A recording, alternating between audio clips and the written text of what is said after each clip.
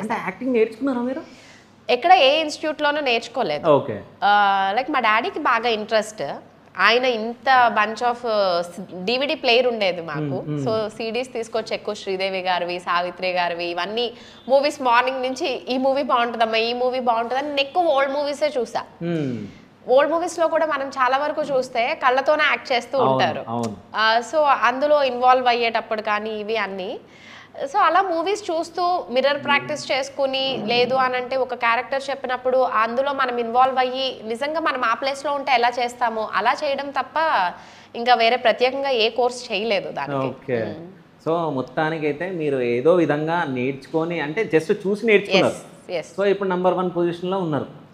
So యాక్టింగ్లో so యాక్టింగ్లో అంటే మీకు వచ్చిన దాంట్లో సో ఇప్పుడు మీరు అనుకుంటారు కదా, సో నేను బెస్ట్ అని లేదు లేదా? అసలు నేను నిజంగా చెప్పాలంటే నేను ఎప్పుడైనా సరే నేను అభిషేకం 9 years చేశాను. ఇప్పటికే నేను ఈ సీన్ పెట్టి చూసుకుంటే ఎందుకు నేను అలా చేశాను, ఇంకా బాగా చేయాల్సింది కదా అలాంటి థాటే ఉంటుంది నాకు. నాకు ఈ రోజుకి కూడా చాలా చాలా భయం. ఏదైనా ఒక సీన్ నేను ప్రజెంట్ చేయాలి అని అంటే అందులో అట్లీస్ట్ 10 members-లో ఒక ఇద్దరికి నచ్చకపోయినా సరే నేను ఫెయిల్ అనే నేను ఫీల్ అవుతా.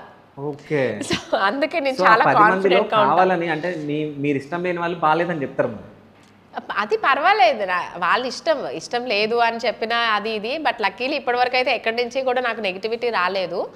బట్ థింగ్ ఏంటి అని అంటే ఆ భయం అనేది ఇప్పటికీ ఉంది. ప్రతిరోజు నాకు సీన్ అనేది కొత్తగానే ఉంటుంది కదా, సో అందుకని నాకు ఆ భయం ఎలా నేను చేయగలను, ఎలా చేస్తాను అని ఆ భయంతోనే అలా చేస్తున్నాను. సో మంచి బ్రేక్ ఇచ్చింది ఎక్కడ?